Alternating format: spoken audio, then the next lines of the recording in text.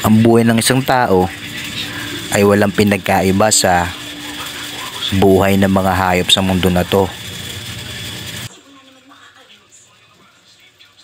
Tingnan mo kung paano maglibang ang mga hayop na to. Ganun din maglibang ang mga tao. Nakakatuwang pagmasdan ang bawat oras na magkakasama. Kasi ang bawat isa kapag nagkakasama ay panigurado nagsasaya, di ba?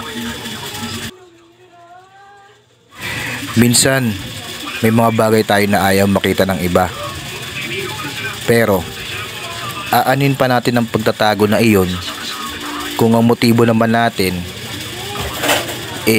ipakita yun sa iba, di ba? Tingnan mo, ang ganda niya, no? Di ba? Tingnan mo, oh. Oh. Di ba? Oh.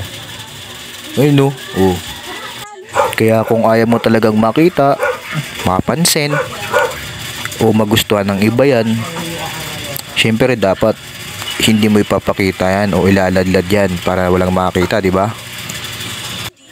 Isa pa, kadalasan ang tao hindi nakukontento sa kung ano yung mga bagay-bagay na nakikita nila na magaganda, di ba? Kadalasan kung ano yung nakita nila, kukuha nila hanggang sa mahawakan nila yon at hanggang sa mapasa kamay nila.